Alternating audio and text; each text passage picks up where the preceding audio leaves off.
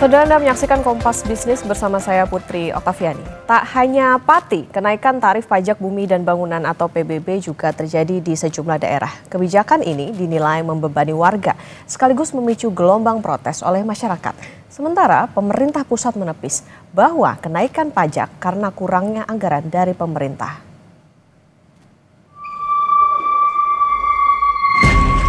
Rencana kenaikan pajak bumi dan bangunan alias PBB Perdesaan dan Perkotaan atau PBB P2 di Pati, Jawa Tengah hingga 250% memicu aksi protes oleh warga. Meski batal diberlakukan, namun warga terlanjur kecewa atas sikap Bupati Pati yang dinilai tak pro rakyat. Tak hanya di Pati, di Bone, Sulawesi Selatan, unjuk rasa menolak kenaikan pajak bumi dan bangunan atau PBB P2 sampai 300% juga berakhir ricuh. Dua kelompok mahasiswa HMI dan PMII cabang Bone terlibat bentrok dengan aparat keamanan. Kenaikan pajak daerah juga terjadi di Cirebon, Jawa Barat. Paguyuban Pelangi Cirebon menuntut Wali Kota Cirebon segera membatalkan kenaikan pajak bumi bangunan Kota Cirebon yang sampai 1000%. Warga menilai kenaikan PBB ini tidak masuk akal di tengah kondisi ekonomi tidak menentu. Kami berharap agar PBB kembali seperti 2023. Memang dinaikkan tuh PBB-nya. Dengan Perda nomor 1 tahun 2024, PBB naik seluruh merata minimal itu 150%. Sampai 1000% dan hampir semua ini adalah keresahan masyarakat. Hanya saja mereka tidak ada yang berani speak up, berbicara. Sementara di Jombang, Jawa Timur, kenaikan PBB hingga 200% akan kembali dikaji.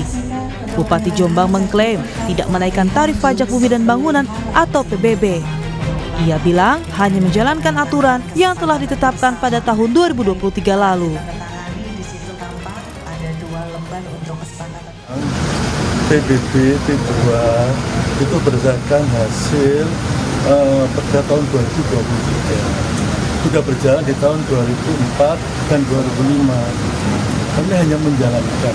Kalau ada masa keberatan pun stimulus pasti akan diberikan potongan. Dan juga lebih dari 16.000 orang minta pengurangan. Dan itu dilaksanakan. Bahkan kami membentuk tim khusus untuk penanganan pengaduan masyarakat. Kami tidak pernah menaikkan pajak. Kami hanya menjalankan apa yang dijalankan di tahun 2024. Ramainya kenaikan PBB di sejumlah daerah direspon oleh pemerintah. Mensesnek Prasetyo Hadi membantah anggapan bahwa kenaikan pajak daerah terjadi karena kurangnya anggaran dari pemerintah pusat. Tidak ada penyebabnya karena itu bukan ya.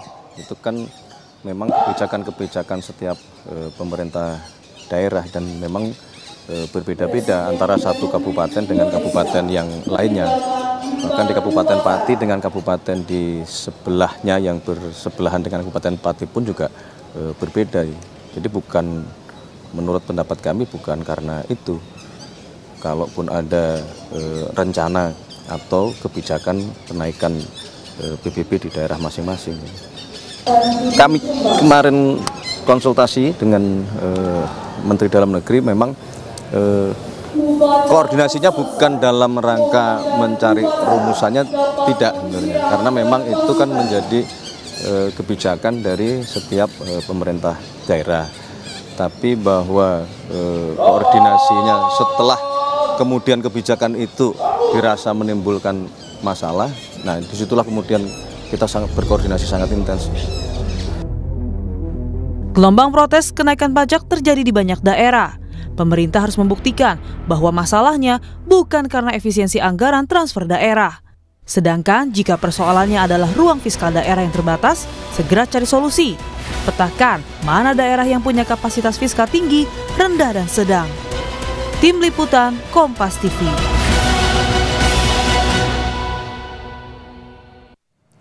Ramai-ramai naikkan tarif PBB di sejumlah daerah menunjukkan kepanikan Pemda karena kurangnya pendapatan daerah akibat efisiensi anggaran pemerintah pusat. Protes berujung ricuh pun tak terelakkan. Lantas apa solusi yang harus diberikan Pemda agar pajak daerah tak membebani warganya? Kita bahas bersama ekonom Universitas Diponegoro, Esther Sri Astuti. Selamat pagi, Bu Esther. Pagi, Mbak Putri.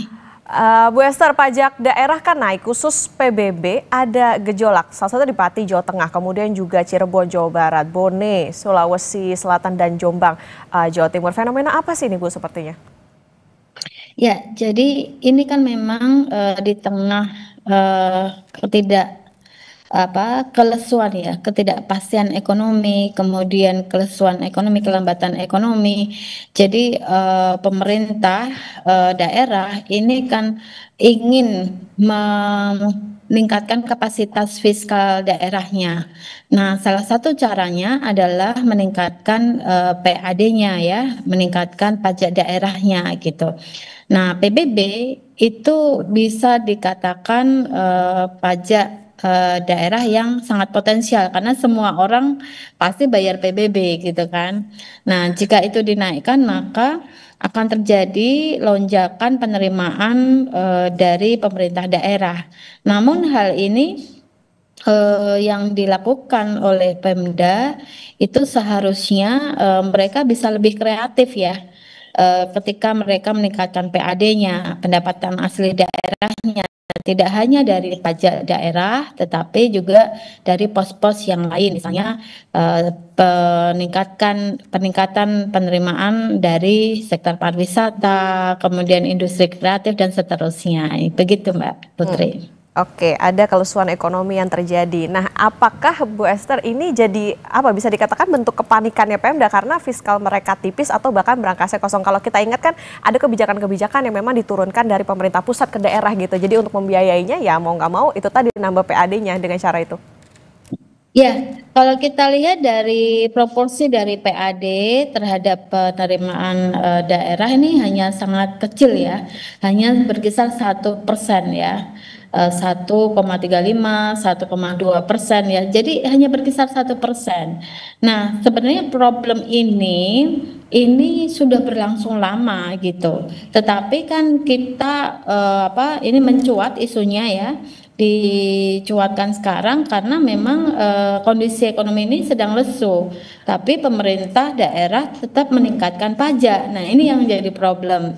Nah, problem apa saja yang ada di fiskal daerah ini? Misalnya salah satunya adalah belanja dari daerah ini kurang efektif ya menurut saya, karena lebih banyak didominasi oleh belanja rutin. Sementara seharusnya kalau ingin meningkatkan pertumbuhan ekonomi, maka harus meningkatkan belanja modal lebih besar daripada belanja rutin. Belanja rutin itu misalnya untuk belanja pegawai, kemudian maintenance dan seterusnya ya. Nah, yang kedua, belanja yang tidak produktif ini ya, ini porsinya kurang lebih sekitar 30-an% gitu ya.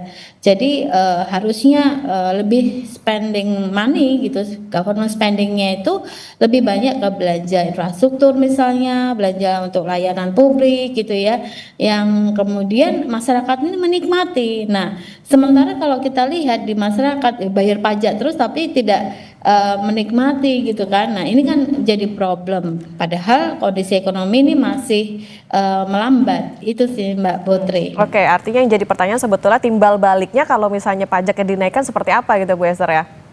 Betul, betul. Oke, Bu Esther, balik lagi ke pertanyaan dasar. Ini sebagai wawasan publik sebetulnya. Mekanisme pembiayaan atau operasional Pemda ini tuh seperti apa sih? Sumber uangnya itu dari mana aja sebetulnya? Tapi nggak serta-merta cuma dari PBB aja dong Bu berarti? Betul, betul. Jadi sebenarnya kalau kita bicara penerimaan daerah, ini tidak hanya dari pendapatan asli daerah atau kita sebut dengan PAD, tetapi ada dana perimbangan gitu kan. Dana perimbangan ini bisa dana alokasi khusus, dana alokasi umum gitu ya. Terus kemudian ada penerimaan lain-lain ya, misalnya ya transfer ke daerah TKDD gitu ya, dan beberapa pos-pos anggaran yang lain. Nah, tetapi memang porsi dari PAD ini sangat kecil gitu dibandingkan dengan dana perimbangan daerah, maksudnya uang pemerintah pusat yang ditransfer ke daerah gitu. Nah, sehingga kedepannya maka ini bagaimana caranya untuk bisa meningkatkan PAD ini sudah problem lama tetapi tidak solve gitu. Oke. Nah, Bu Esther gini, kami mau mengonfirmasi. Jadi ini kan ada beberapa daerah yang bahkan punya ide gitu menaikkan, bahkan tadi misalnya di Pati naik sampai 250%, tapi di satu sisi ada undang-undang hubungan keuangan pemerintah pusat dan pemerintah daerah ini bahwa Pemda itu tidak boleh menaikkan lebih dari 100% dari sebelumnya. Nah, ini penjelasannya seperti apa sih Bu Esther sebetulnya? Iya, berarti kan ada limitasi buat Pemda untuk tidak menaikkan pajak daerah semena-mena gitu kan. Nah, artinya di sini Pemda dituntut untuk berkreasi gitu, untuk bisa meningkatkan pendapatan asli daerahnya gitu, dibandingkan rely on pada dana pertimbangan pusat gitu kan. Nah, tapi yang harus didorong itu adalah bagaimana sih caranya Pemda ini untuk bisa meningkatkan PAD-nya gitu. Nah, ini harus dikasih satu guideline, dikasih insentif misalnya. Kalau memang PAD-nya lebih tinggi ya kasih insentif. Tapi kalau memang PAD-nya biasa aja, nah ini yang harus dorong gitu ya. Oke, tapi artinya berarti dengan menaikkan lebih dari, let's say lebih dari 100% ini menjadi keputusan yang tidak tepat ya Bu, meskipun dikatakan kasnya ini kosong atau bahkan susah cari alternatif pembiayaan lain. Iya, karena kan sudah ada undang-undang yang menjelaskan bahwa tidak bisa kan menaikkan PBB lebih dari 100%. Nah, kalau itu dilanggar, nah ini kan berarti suatu inkonsistensi ya kebijakan. Oke, Bu Esther, nanti kita lanjutkan kembali dan saudara tetap bersama kami di Kompas Bisnis.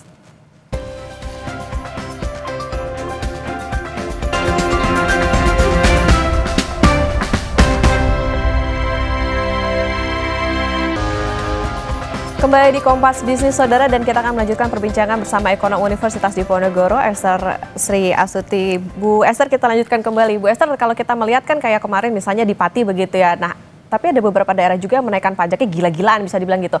Akankah gejolak yang merebak di banyak daerah ini bisa semakin meluas? Bupati Siak misalnya di sosial medianya bilang terang-terangan kalau nggak punya uang buat bayar sewa mobil. Ini kok kesannya jadi kayak pemerintah malakin rakyatnya aja nih Bu? Ya, memang ini menandakan bahwa pemerintah tidak aware ya dengan kondisi ekonomi yang sekarang melambat gitu. Sementara mereka hanya berpikir ya bahwa alokasi anggaran ini harus sesuai dan belanja harus as usual gitu kan. Jadi memang pengelolaan anggaran ini masih berlangsung business as usual gitu ya. Seperti apa? Ketika mereka spending banyak itu pada kuartal 4 gitu kan. Nah, sementara kuartal 1, 2, dan 3 itu masih rendah. Nah, harusnya ini tidak seperti itu ya, dibagi rata. Yang kemudian yang kedua adalah ketika kita lihat bahwa ada cutting anggaran, ini juga menjadi problem juga gitu. Nah, di sisi lain banyak anggaran yang masih tersimpan ya di perbankan gitu, di bank-bank daerah itu masih ada di sebagian besar pemerintah daerah gitu.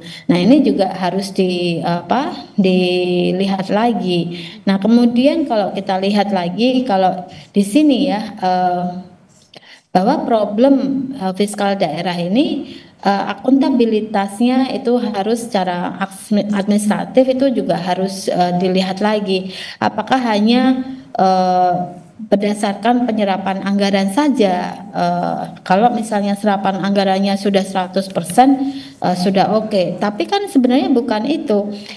Alokasi anggaran, serapan anggaran itu harus based on fungsinya gitu. Dan apakah memang alokasi anggaran itu berdampak pada masyarakat luas apa tidak? Harusnya sudah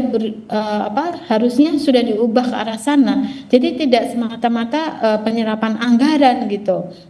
Nah, ini kan menjadi dilema ya ketika mereka seakan-akan tidak punya uang gitu. Ya mungkin iya, tapi kan kita harus melihat memang PAD-nya sangat kecil gitu, 1%-an gitu.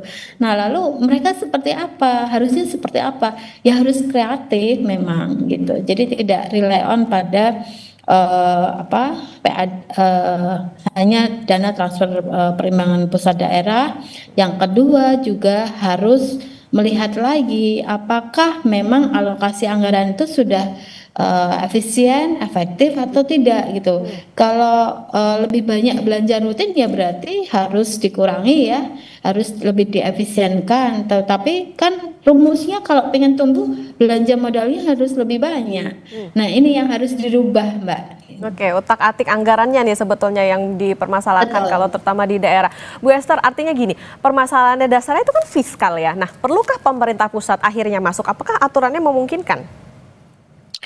Ya tinggal dikunci saja di pemerintah pusat untuk serapan anggaran, untuk disbursement anggaran itu ini harus peruntukannya harus sesuai dengan KPI gitu ya. Misalnya kalau alokasi anggaran untuk infrastruktur, berapa tenaga kerja yang harus bisa diserap, kemudian bagaimana kualitas dari infrastrukturnya, kemudian dampaknya setelah ada pembangunan infrastruktur itu misalnya katakanlah jalan ya, itu seperti apa. Ini kan tidak ada evaluasi setelah anggaran itu dikeluarkan gitu.